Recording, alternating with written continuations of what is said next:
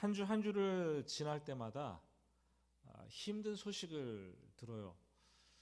가정이 무너지고 인생이 무너지고 그리고 무너진 사회의 소식들이 끊임없이 들려지고 우리를 고민하게 만듭니다. 어떻게 무너진 것들을 세워갈 수 있을까요? 참 고민이 아닐 수가 없어요. 밤중에 무너진 성벽을 정탐하고 돌아온 느헤미야는 고민을 합니다. 어떻게 성벽을 재건할까? 어떻게 하지? 그러나 기도하고 판단하고 계획을 세운 후에 지체 없이 움직입니다. 자, 예루살렘 성벽을 중수하자. 그래서 다시는 우리가 수치를 당하지 말자. 오늘 느헤미야 3장 말씀은 예레미야 성곽을 재건하는 얘기로 가득 채워져 있습니다. 누가 예루살렘 성에 문짝을 달았는지, 어느 문짝을 달았는지, 누가 예루살렘 성에 어떤 기둥을 달고 자물쇠를 채우고 빗장을 만들었는지, 누가 그 성벽에 어느 쪽부터 어디까지를 쌓아 올렸는지, 성벽 재건에 참여했던 이 가문과 그룹들을 대표하는 75명의 사람들의 이름이, 집에 가서 세어보세요. 75명의 사람들의 이름이 쭉 나열되어 있어요. 저 이 말씀을 보면서 그런 생각을 했어요. 아니, 이 본문을 이렇게 길게 할 수 있을까? 필요가 있나? 그냥 한 문장으로 뭉뚱그려 가지고 모든 사람들이 다 같이 참여하였더라, 이러면 한 절로 끝나잖아요, 여러분. 근데 지금 몇 절입니까? 이게 32절을 오늘 일부러 다 읽었는데 왜 굳이 발음하기도 이렇게 어렵고 읽기도 힘든 사람들의 이름을 쭉 기록하고 있는 것일까요? 여러분, 하나님의 일을 행한 사람들은 하나님께서 기억하십니다. 하나님께서 그들을 간과하지 않으시고 그들을 하나님의 책에 기록을 하십니다. 성경을 보면은 하나님의 보좌 앞에는, 우리가 하나님의 보좌 앞에 이제 뭐 다 가게 될 텐데, 하나님의 보좌 앞에는 세 권의 책이 있어요. 계시록 20장 15절 말씀 보니까 그 보좌 앞에는 책들이 펴 있고 누구든지 생명책에 기록되지 못한 자들은 불못에 던져지리라. 저와 여러분들은 생명책에 반드시 기록되기를 간절히 소원합니다. 계시록 20장 12절은 죽은 자들은 자기의 행위를 따라 책들에 기록된 대로 심판을 받으니라. 죽고 나면 끝이 아니라 보좌에 가면은 생명책이 기록되어 있고, 예수를 믿었는지, 제대로 믿었는지 안 믿었는지 기록되어 있고, 또 한 가지 책이 있는데, 우리가 이 땅을 살면서 하루 24시간 또 순간순간 살면서 행했던 모든 말들과 행위들을 낱낱이 기록하고 있는 행위록, 소위 행위록이 있다고 얘기를 합니다. 그 내용을 펼쳐서 그 내용에 따라서 하나님께서 우리를 심판하십니다. 이것을 생각하면 참 두려운 일이 아닐 수가 없습니다. 근데 말라기서 3장 16절 말씀을 보면은 또 다른 책이 있어요. 여호와를 경외하는 자와 그 이름을 존중히 여기는 생각하는 자를 위하여 여호와 앞에 있는 기념책에 기록하였느니라. 이 땅을 살면서 하나님과 하나님 나라를 위해서 열심히 섬기고 봉사하고 희생하고 헌신하고 전도하고 수고한 그 아름다운 행위들을 하나님께서 잊으시는 것이 아니라 기념하기 위해서 이 기념책에 다 기록해 놓으셨다라는 거예요. 예수님도 말씀하셨죠. 내 이름으로 이 소자 한 사람에게 냉수 한 그릇을 준다면 나도 그것을 기억하리라.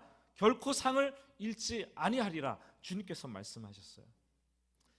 우리가 오늘 읽은 느헤미야 3장은 수많은 사람들의 이름들이 낯설고 그냥 가볍게 읽고 그냥 넘어가잖아요, 우리는요. 그런데 하나님은 그들의 이름을 모두 기록해 놓으셨어요. 작은 일도 하나님은 기억하시고 큰 일도 하나님은 기념하시고 하나님 앞에 섰을 때에 우리가 받을 이 상급으로 하나님이 다 축적해 놓고 계신다는 거예요. 얼마나 영광스러우고 또 기쁜 일이겠습니까?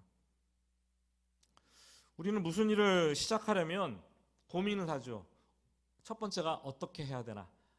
그리고 나서 두 번째 고민은 무엇부터 시작을 해야 되나? 무엇부터 이 일을 해야 되지? 고민합니다. 예루살렘 성벽 재건은 어디서부터 무엇부터 시작을 했을까요? 오늘 1절 말씀을 보시면 이렇게 기록되어 있어요. 그때의 대제사장 엘리야십이 그의 형제 제사장들과 함께 일어나 양문을 건축하여 성별하고 문짝을 달고 또 성벽을 건축하여 한메아 망대에서부터 하나넬 망대까지 성별하였고. 그럼 지도에 여러분 주보에 삽지된 지도를 한번 이렇게 보시면 오늘 말씀드리는 성곽이 이렇게 쫙 그림이 펼쳐져 있습니다. 그 그림이 예루살렘 성의 그림인데 그 위쪽에 큰 울타리, 스크린에도 지금 나오고 있는데요. 위쪽에 큰 울타리를 보면 그 울타리는 신약 시대에 헤롯 왕이 유대인의 환심을 사기 위해서 정치적인 전략으로 무려 46년 동안 대를 이어서 확장했던 성곽의 그 모습이에요. 예수님 당시에도 그 성곽이 지어지고 있을 때였어요. 거의 마무리될 때였어요. 그런데 오른쪽 아랫부분에 이 마른 목골 모양의 이 성곽들이 진하게 되어 있는데 이 성곽은 당시 예루살렘 느헤미야 시대에 스룹바벨 성전을 둘러싼 예루살렘 성벽의 경계였습니다. 이 예루살렘 성벽 공사를 어디서부터 시작할까 고민을 하다가 가장 북쪽에 윗부분에 있는 그 양문, 여러분 화살표로 되어 있는데 양문, 영어로는 십게이트, 양문에서부터 시작해서 반시계 방향으로 차례차례 공사가 진행되었어요. 궁금증이 생깁니다. 예루살렘 그 성벽에 달린 성문을 세우면 모두 10개인데 이 10개 중에 왜 굳이 양문에서부터 성벽 재건을 시작했을까? 가장 북쪽의 양문에서부터 시작을 했을까? 북쪽은 항상 하나님의 심판이 오는 곳이죠. 구약 성경을 읽다 보면 주로 대적들 아수르, 바벨론 북쪽에서부터 공격을 해옵니다. 학자들은 이 예루살렘 성벽의 북쪽이 많이 무너져 있었고 또 북쪽이 전략적으로 너무나 중요한 곳이기 때문에 이 양문부터 건축을 했을 것이다 라고 추측을 합니다. 그런데 그것보다 훨씬 더 중요한 이유가 따로 있어요. 양문은 예루살렘 성전에서 제사 드릴 때 이 제물로 짐승을 끌고 오는데 이 양들을 끌고 올 때 제물로 사용할 양들을 끌고 그 문으로 통과해서 성전이 가깝잖아요. 성전으로 와서 제사를 드리는 문이 바로 양의 문, 양문이었어요. 근데 우리가 신약 성경을 읽다 보면은 예수님께서는 자신을 가리켜서 양의 문이라, 줄이면 양문이에요. 나는 양문이다. 그렇게 선포를 하십니다. 자신을 가리켜서 진실로 진실로 내가 너에게 말하노니 나는 양문이다. 양의 문이다. 왜 그렇게 말씀을 하셨을까요? 목자들은 양을 먹이다 보면은 늘 한 곳에서 양떼를 먹이지 않습니다. 좀 풀이 무성하고 좋은 목초지를 찾아서 이동하고 또 이동하고 때로는 먼 곳으로 데려갈 때가 있어요. 먼 곳으로 갔는데 이 광야에 땅거미가 지고 어둠이 어둑하게 내려앉으면 돌아가지 못하는 거예요. 목자들은 어쩔 수 없이 양들을 위해서 그 광야에 주위에 있는 돌들을 다 쥐어 모아서 간이 울타리를 만듭니다. 빼곡하게 돌을 쌓아서 만들어요. 그런데 이 울타리를 만들었는데 문짝을 달지 못하는 거예요. 그래서 스스로 목자가 문이 됩니다. 간이 우리 쪽에 앞쪽 폭을 자기 키만큼 길이보다 조금 작게 만들어 놓고 목자가 본인이 그 입구에 가로막아서 눕는 거예요. 그럼 그게 자신이 문이 되는 거죠. 만일 우리 안에 들어간 양이 그 우리 밖으로 나가려면 그 문이 되는 그 목자를 밟고 지나가야 되는 것이고, 또 혹 맹수가 밖에서 우리 안으로 들어오라 그러면 이 목자를 해치우고 들어갈 수밖에 없는 그런 형국이 되는 거죠. 목자는 그렇게 광야에서 어두운 밤에 양문이 되어서 양들을 지키고 보호하면서 긴 밤을 지새우게 되죠. 예수님은 자신을 가리켜서 양문이라고 얘기했어요. 양문. 나는 양의 문이라. 내 안에 있으라는 거죠. 내가 보호해 주신다라는 거죠. 그런데 사람들은 광야 같은 세상을 살면서 양문 뒤에 있지 않으려고 해요. 돈 뒤에 숨으려고 하고, 힘 있고 권력 있는 사람 뒤에 숨어서 보호받으려고 합니다. 하지만 그것은 편히 쉴 곳이 아니에요. 그것은 보호받을 곳이 아닙니다. 대부분 도적이요, 절도요, 강도가 들끓는 곳이 바로 거기입니다. 오직 우리 주님께서 너의 인생의 양문이 되어주겠다. 내가 너의 인생의 양문이 되어서 너를 안전하게 지켜주고 너의 생명을 보호해 주겠다라고 말씀하시는 거예요. 이 양문 너무나 중요하죠. 첫 삽을 뜨고 양문을 가장 먼저 건축한 까닭은 아주 의미심장합니다. 장차 예수님을 상징하게 될 중요한 문이고, 또 양문을 가장 먼저 회복함으로 말미암아 이 무너져 내린 제사 기능, 성전의 기능, 예배의 기능을 회복하기 위해서였어요. 여러분, 우리의 신앙이 무너지고 우리의 삶이 무너질 때가 있어요. 인생을 살다 보면 그때 우리는 어떻게 해야 될까 고민하게 되죠. 무엇을 해야 될까 고민을 하게 되죠. 또 어떻게 무엇을 가장 먼저 해야 되나 깊이 실험하는 시간을 가지게 될 겁니다. 그때 가장 먼저 해야 될 것은 예배를 회복하라. 예배를 회복해야 된다라고 얘기를 합니다. 무너진 예배가 회복되면, 예배의 자리를 회복하면 희한하게도 내 삶의 모든 영역들이 다 살아나는 것을 우리는 경험하게 되지요. 내 인생에 무너져 내렸던 장벽들이 예배를 회복하고 나면 이 순차적으로 하나씩 회복되는 것을 우리는 보게 되는 거예요. 거꾸로 예배가 무너지게 되면 내 삶의 양태들이 하나씩 다 무너져 내리는 거죠.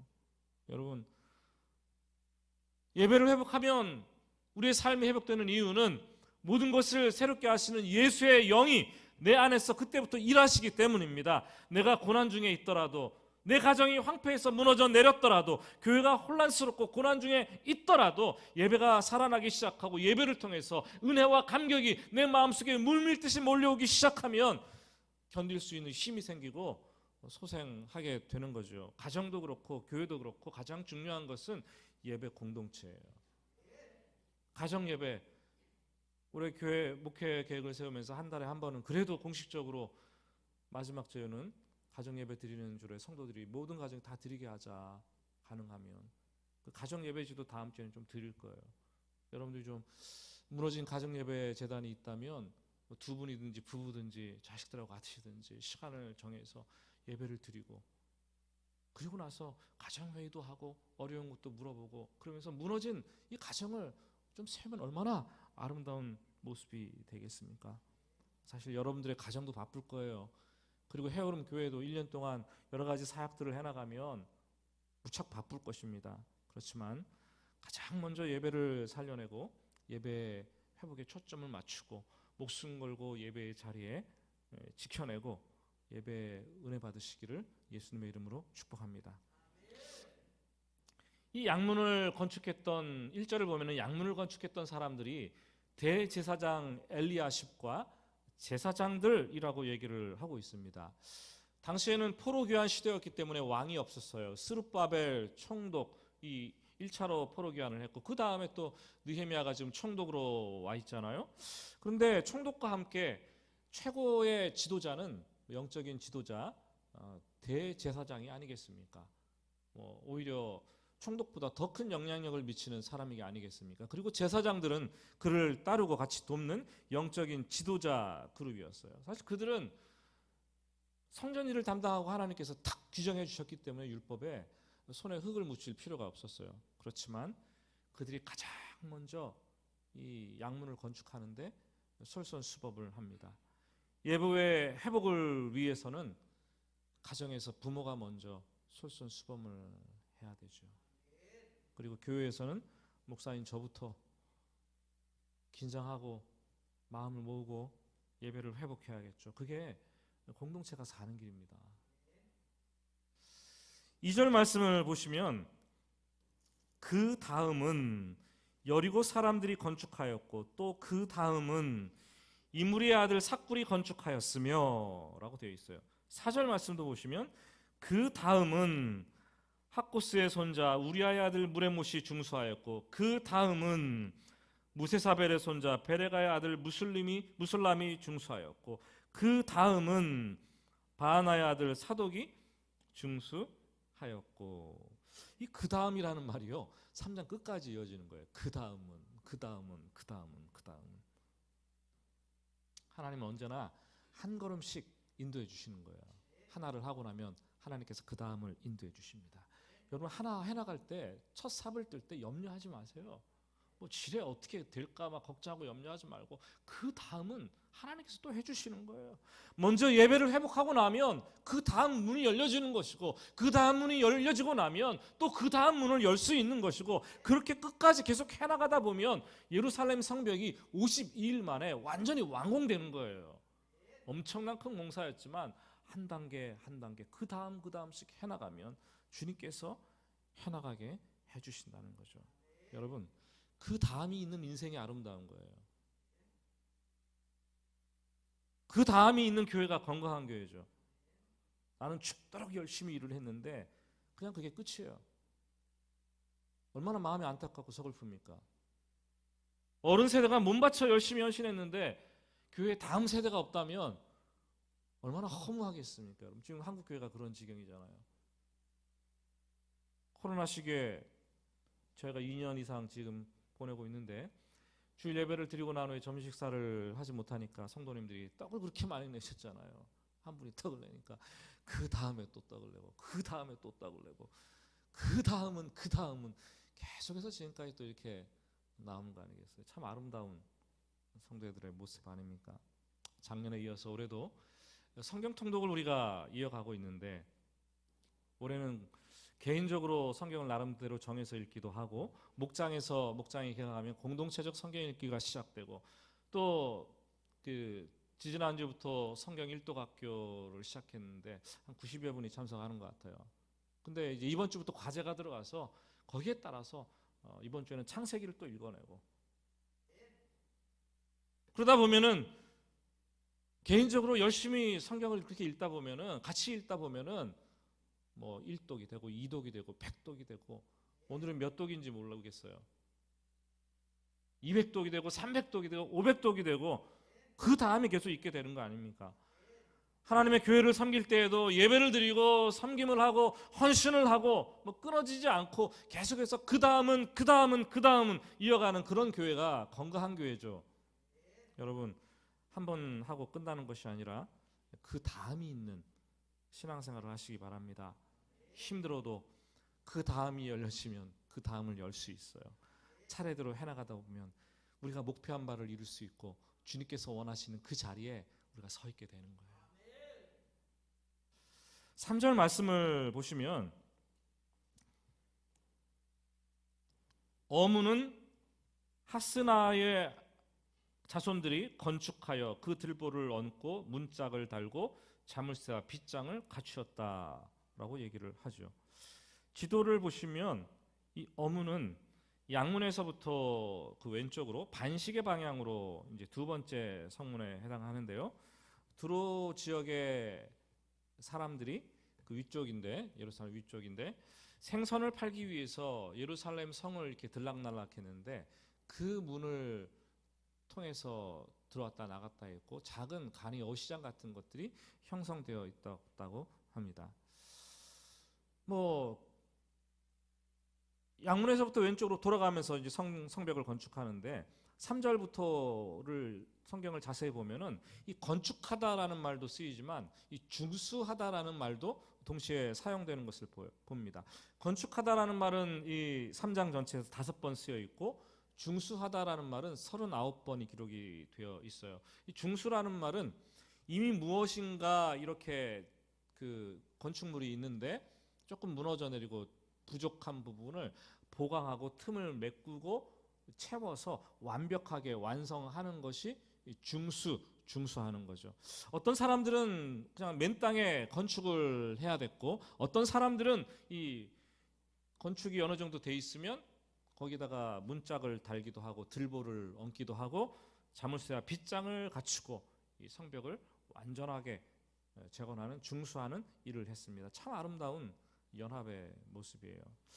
그런데 5절을 보면은 우리는 참 황당한 얘기를 접하게 됩니다. 5절은 같이 읽어보겠습니다. 그 다음은 드고와 사람들이 중수하였으나 그 귀족들은 그들의 주인들의 공사를 분담하지 아니하였으며. 이 드고아 사람들, 드고아는 구약성경 아모스 선지자의 고향이죠. 믿음이 걸출한 선지자를 배출해낸 고장인데, 이 드고아의 귀족들이 엄청난 직위의 특권을 누렸지만 그들은 공사에는 동참하지 않았고 뒷짐을 지고 서 있었습니다. 우리가 누군데 이렇게 허드렛 일을 해? 우리가 이렇게 이런 일을 해야 될 군번이야? 서열이야? 죄송합니다. 오늘날에도 교회 안에 귀족주의들이 참 많아요. 귀족들이 많아요. 예? 하나님 나라의 주인공이 돼야 되는데 그냥 손님 역할을 하려고 하시는 분들이 교회 안에도 뭐 우리 교회뿐이겠어요. 뭐 어느 교회든지 다 그래요. 손님들이 더 많은지도 모르겠어요. 교회 왔다 가는 그냥 가시는 손님들. 그들은 공사를 분담하지도 않고 동참하지도 않았기 때문에 성벽이 완공되었을 때 그 기쁨과 그 감격과 그 은혜의 충만함도 누리지 못하고 거기에서 제외되고 탈락되었어요. 느헤미야서 다음이 에스더 성경인데, 에스더서를 보면은 유대인의 왕비로 간택된 그 페르시아의 왕비가 된 에스더, 유대인으로서 페르시아의 왕비가 되었죠. 이 자기 민족이 죽음을 당할 수밖에 없는 그 하만의 꾀에 빠져 죽음을 당할 수밖에, 절체절명의 위기의 순간에 도래합니다. 그때 왕 앞에 나아가서 부탁을 해서 자기 민족을 살려내야 되는데 주저주저하는 거예요. 왜요? 자기 목숨이 두려웠기 때문에. 그 전 왕비가 그러다가 폐위됐기 때문에. 그때 그의 사촌 오빠인 모르드게가 몰라야 되는데 모르드게가 그걸 알고서 이 에스더를 찾아가서 얘기를 하는 거예요. 대충 이런 말을 했어요. 야, 네가 아니더라도 이스라엘 백성들은 다른 데로 말미암아 구원을 받을 것이다. 하지만 네가 나가지 않는다면 너와 너의 집은 구원에 동참하지 못할 것이다. 구원의 반열에서 떨어져 나갈 것이다. 이렇게 얘기를 합니다. 사실 에스더서가 아니라 모르드게서가 되는 더 정확한 것 같아요. 결국 모르드게의 말을 듣고 에스더 왕비가 죽으면 죽으리라 하고 마음을 다잡고 왕 앞에 나아가서 민족을 구하게 됩니다. 여러분, 여러분이 전도하지 않아도 하나님 나라의 복음은 땅끝까지 전파될 거예요. 전파될 거예요. 내가 어떤 일을 안 한다고 해도 교회에서 일을 하는데 뭐 교회 일들은 뭐 진행되고 이루어질 거예요. 이루어지지 않지 않습니다. 됩니다. 제가 목사를 안 한다고 해도 하나님 나라는 완성돼 가요. 그렇게 이루어져 가는 게 교회고 하나님 나라인데, 하지만 내가 하지 않으면 나는 그 기쁨과 그 감격에 동참할 수 없어요. 그 결과의 풍성함을 내가 누릴 수 없다라는 거죠. 그 결과를 얻기 위해서, 그 풍성한 은혜에 들어가기 위해서 내가 동참할 때만, 내가 분담하고 내 역할을 감당할 때만 결과를, 풍성한 열매를 내가 체험할 수 있는 거예요. 내가 빠지고 나면 또 거기에 있는 사람들, 공동체에 있는 남아서 여전히 일하는 사람들은 또 아픔이 있어요. 그냥 내가 빠지고 끝나는 것이 아니라 힘이 그냥 쫙 빠지는 거예요. 그 일을 같이 하는데. 사실 작년에 오해하지 말고 들으시기 바랍니다, 여러분. 작년에 많은 성도님들이 온라인 모임을, 코로나 시대에 온라인 모임을 우리가 되게 많이 하잖아요. 온라인 모임을 많이 하면서 저에게 와서 가장 힘들다고 말씀하신 주제가 있어요. 굉장히 많은 분들이 그런 얘기를 저한테 와서 하셨어요. 이제 목장이 결성되고 팀 사역이 결성되고 어느 공동체가 만들어지면 뭐 오프라인에 잘 못 만나니까 온라인에서 만나잖아요. 카톡방이 만들어지잖아요. 코로나 시대에 얼마나 유용한 이 사역의 도구가 카톡방입니까? 참 하나님께 감사한 거죠, 그것도. 그런데 함께 모여서 교제하고 함께 모여 일하다가 종종 빠져나가는 분들이 있다라는 거죠. 충분한 이유가 있겠죠. 상처를 받아서 빠질 수도 있고, 뭐 서운해서 그럴 수도 있고, 그럴 만한 충분한 이유들이 다 있을 거예요. 카톡방에 빠져나가는 것을 통해 가지고 전적으로 자기의 의사가 이렇다라는 것을 사람들에게 표시하는 거겠죠. 나간 분은 몰라요. 그 방에 남아있는 사람들은 가슴이 얼마나 아픈지, 그 사람이 그렇게 빠져나가면, 그리고 얼마나 힘든지. 누구누구님께서 나가셨습니다. 메시지 이렇게 딱 뜨잖아요, 한 줄. 그럼 나간 사람은 모르지요. 남아있는 사람들 그걸 보면서 이 가슴이 그렇게 아플 수가 없다라는 거예요. 목사님, 저희 카톡방이 지금 이런 상황인데 이걸 어떻게 해야 될까요? 제 고민이 지금 큰일 났습니다. 마음이 어려워서 안타까워하면서 고민을 상담하시는 분들이 상당히 많았어요. 상당히. 여러분, 카톡방에 누가 글 좀 남기면 그 밑에다 댓글 좀 달아주세요. 예? 그 격려를 좀 해주세요. 공동체가 함께하는 방들은 좀 그래 주세요, 여러분. 그리고 먼저 내가 글도 한번 달아주고. 목자들은 어려움이 있어요. 목자들이 이렇게 공지를 하고 글을 올리는데 목장에서 아무도 답을 하지 않는다는 거예요. 어떤 목장? 그럼 목자의 마음이 무너져 내리는 거죠, 그것도. 오프라인 사역만 사역이 아니라 온라인에서도 공동체 사역에 함께 가는 거예요. 우리 남성들, 특히 남성들, 우리 목장도 너무 바쁘다 보니까 그런지 남성들이 그렇게 그 카톡에 답을 안 달고 대답도 안 하고 그러는데, 이것도 사역의 굉장히 중요한 한 부분이고 성도의 교제에 중요한 부분이고, 내가 그렇게 하면 상처받는 분들이 있다라는 거예요. 거기에서 목자를 해보시면 어떤 건지 아실 거예요. 여러분, 아무리 힘들고 어려워도 오프라인이든지 온라인에서든지 끝까지 함께 분담하고 참여하는 것, 그게 아름다운 거죠. 힘들어도 함께 견뎌내고, 그래서 마지막에도 그 기쁨과 은혜를 함께 나눌 수 있는 그 공동체가 얼마나 아름답습니까? 하나님 나라의 일은요, 오프라인 일이든지 온라인 일이든지 이 작은 것에서부터 시작되는 거예요. 댓글 하나 다는 거, 섬겨주는 거, 격려하는 거, 큰 거를 하는 게 아니에요, 여러분. 작은 일에 충성된 자들이 큰 일도 맡기는 거지, 할 수 있는 거지. 여러분, 섬세하게 섬기고 세워가고 공동체를 만들어가고 재건해 나가는 여러분들 될 수 있기를 주님의 이름으로 축복합니다. 6절부터 12절까지 말씀을 보면 옛문, 아마 가장 오래된 문이라 그래서 옛문이라고 표시되지 않았나라는 생각이 드는데, 옛문을 중수한 사람들의 면면이 나옵니다.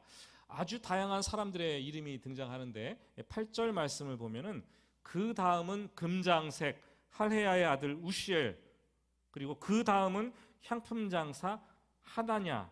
이 금장색과 향품장사는 그 당시 돈을 가장 잘 벌던 사람들이에요. 최고의 직업이었어요. 그런데 그들이 자기의 직업을 잠깐 쉬고 내려놓고 손해를 봐가면서 성벽 중수에 동참을 합니다. 참 감사한 일이죠. 그렇죠? 12절 말씀을 보면은 그 다음은 예루살렘 지방 절반을 다스리던 할로헤스의 아들 살룸과 그의 딸들이 중수하였고, 살룸은 고위 관리였어요. 육체 노동을 거부할 수도 있었지만 먼저 자기가 동참을 했고, 오히려 자기의 아들들도 아니고 자기의 딸들까지도 데려와서 그 육체 건축 노동을 동참하게 했던 것을 볼 수 있습니다. 오늘 말씀에서 볼 수 있듯이 이 하나님의 일은 신분, 혈통, 직업, 지위, 고하, 성별을 따지지 않고 다양한 사람들이 골고루 만들어 이루어가는 것이 하나님 나라입니다. 비교나 차별 없이 자기가 할 수 있는 만큼, 자기가 감당할 수 있는 그 부분을 감당하는 것, 그래서 교회가, 하나님 나라가 세워져 가는 거죠. 13절 말씀을 보면은 골짜기 문에 대해서 얘기를 합니다. 골짜기 문은 한운과 산호와 주민들이 건축을 합니다. 골짜기 문 찾으셨어요? 골짜기 문. 거기에 골짜기가 있었기 때문에 골짜기 문이라고 했겠죠. 그런데 이 골짜기 문을 중수한 사람들 가운데 산호와 사람들은 그 지역에 사는 사람들이 아니에요. 산오아라는 마을은 예루살렘으로부터 16km나 떨어진 외진 곳에 있는 아주 작은 마을이었습니다. 그 작은 마을에 사는 외진 곳에 멀리 떨어져 사는 산오아 그 마을 사람들이 예루살렘까지가 그렇게 거리가 멀었는데도 불구하고 예루살렘까지 와서 아무런 불평 없이 이 골짜기 문을 중수해 나가는 거죠. 그것도 분문까지. 분문이 어디입니까? 지도에서 제일 아래쪽 남단 지역이 분문이 있죠. 분문까지 대략 500m, 1000규빗 거리를 긴 거리를 성벽을 쌓았다라고 얘기를 했습니다. 거리가 오는데도 멀었지만, 그리고 많은 성벽의 길이를 중수해야 됐지만 그들은 불평하지 않고 다른 사람들보다 훨씬 더 많은 일을 감당하고 수고했습니다. 하나님께서 그들의 수고로움을 보시고 얼마나 기뻐하셨을까요? 특히 오늘 말씀을 묵상하면서 참 은혜가 되는 것은 14절 말씀인데요. 분문이 나오잖아요. 분문. 이 분문은 분문 옆에 제가 그림을 하나 그려놓았는데 무슨 그림이에요? 말씀하지 않아도 됩니다.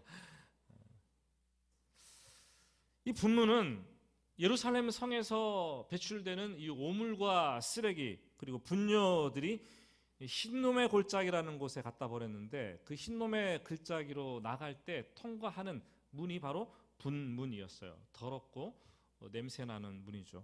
그런데 그 문을 레갑의 아들 말기야가 중수하였다라고 되어 있습니다. 문을 세우고 문짝을 달고 자물쇠와 빗장을 만들었습니다. 이 레갑의 아들 말기야는 자원한 것이죠. 우리는 때로 화려하고 내가 드러나는 일에 참여하고 싶어 하고 또 참여하겠죠. 그러나 때로는 남들이 보기에 하찮게 여겨지는 일, 그리고 터부시하는 일, 더러워서 아무도 하려고 하지 않는 일, 이런 일을 좀 해볼 수 있기를 바랍니다. 그런 일을 해보면 남들이 알아주지 않아도 내 가슴속에 뭉클한 게 있어요.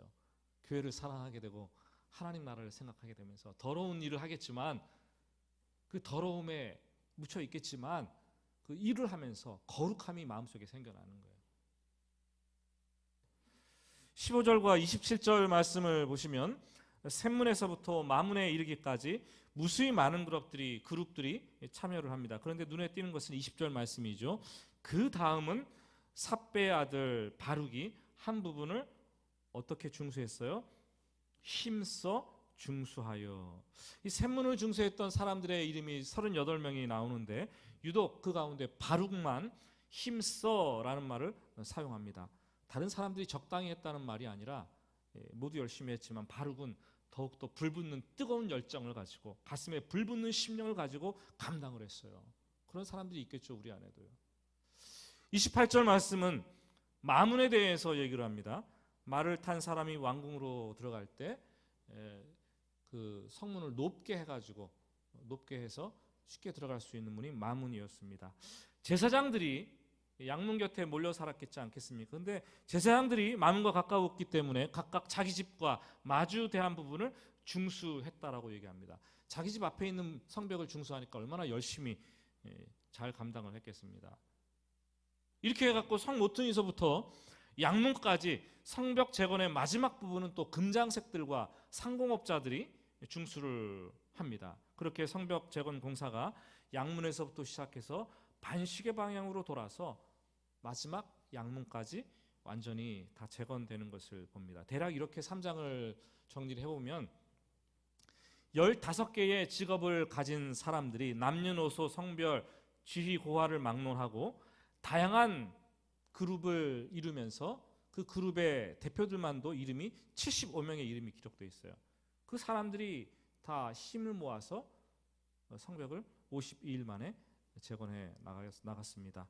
주님의 몸된 교회와 하나님 나라는 이렇게 이루어져 가는 거예요. 저 오늘 말씀을 준비하면서 결론은 맺지 않기로 했어요. 각자 개인에게 하나님께서 오늘 말씀을 통해 주시는 은혜가 있으리라고 생각합니다. 방향은 다를 거예요. 근데 분명히 그 말씀이 있을 거예요.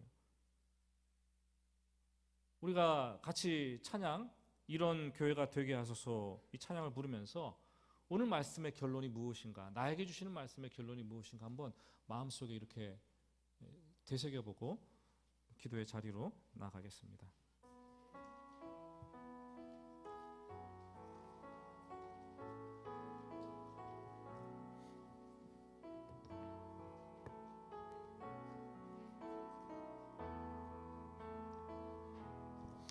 진정한 예배가 숨쉬는 교회, 주님이 주인 되시는 교회, 믿음의 발도가 쌓이는 교회, 최고의 찬양을 드리는 교회, 말씀이 살아 움직이는 교회, 성도의 사랑이 넘치는 교회, 섬김과 헌신이 기쁨이 되어 열매 맺는 하루. 다시 한번 진정한 예배가 숨쉬는 교회, 진정한 예배가 숨쉬는 교회, 주님이 주인 되시는 교회, 믿음의 기도가 쌓이는 교회, 최고의 찬양을 드리는 교회, 말씀이 살아 움직이는 교회, 성도의 사랑이 넘치는 교회, 섬김과 헌신이 기쁨이 되어 열매 맺는 아름다운 주님의 마음을 닮아서, 주님의 마음 닮아서 이웃을 사랑하는 교회, 주님의 영광을 위해서 빛 되신 주님 전하는 교회, 사랑의 불꽃이 활짝 피어나 날마다 사랑에 빠지는 교회, 주께서 사랑하는 우리 교회가 이런 교회들, 주님의 마음 닮아서, 주님의 마음 닮아서 이웃을 사랑하는 교회, 주님의 영광을 위해서, 영광을 위해서 빛 되신 주님 전하는 교회, 사랑의 불꽃이 활짝 피어나 날마다 사랑에 빠지는 교회, 주께서 사랑하는 우리 교회가 이런 교회 되게 하소서. 우리 같이 기도합니다. 기도할 때에, 하나님, 내 신앙과 삶이 너무나 오랫동안 무너져 있습니다. 살펴보니 내 안에 예배가 죽어 있었습니다. 내 안에 예배 은혜가 사라졌고 정신없이 분주하게 움직이다 보니까, 거기에만 집중하다 보니까 신앙이 무너지고 삶이 무너져 내렸습니다. 그런데 자리만 지키고 있었는데 오늘 말씀을 통해서 예배를 먼저 회복하라고 말씀을 주시니 감사합니다. 온전한 예배, 내가 다시 세워가게 하시고 무너졌던 가정의 예배, 내 삶의 모든 양태들이 예배를 통해서 회복될 수 있도록 주님 도와주시옵소서. 기도합시다. 그리고 여러분이 참여한 공동체든지 목장이든지 카톡방이든지 어디든지 여러분들이 하나님께서 한 울타리로 신앙생활하고 서로 섬기고 아름답게 그 신앙생활 하라고 만들어준 공동체예요. 그런데 여러분들이 혹시 마음이 어려워서 나 하나쯤이야 하고 빠지고 여러분들이 그랬습니까? 그런 것들이 아무 일도 아니라고 생각했습니까? 그러나 그걸 통해서 공동체는 와야 될 수 있고 힘들어지고 다른 사람은 상처받고 힘들어질 수 있는 거예요. 여러분, 우리가 아무리 열심히 한다고 해도 내 자신을 지켜야 돼요. 마음을 지켜야 돼요. 다른 사람에 대한 배려와 그 공동체를 바라보는 시각이 열리지 않으면 신앙이 성숙된 게 아니에요. 하나님, 모든 일을 하되 주님께서 우리에게 하셨던 것처럼 하게 하시고 모든 것을 하되 힘써 했던 것처럼 힘써 일할 수 있도록 그리고 감당하는 우리들 될 수 있도록 주여 도와주시옵소서. 오늘 작은 소리로 기도해 주셨습니다. 묵상으로 기도해도 괜찮습니다. 간절하게 여러분 말씀 듣는 거 가지고 나에게 적용하면서 같이 기도하겠습니다.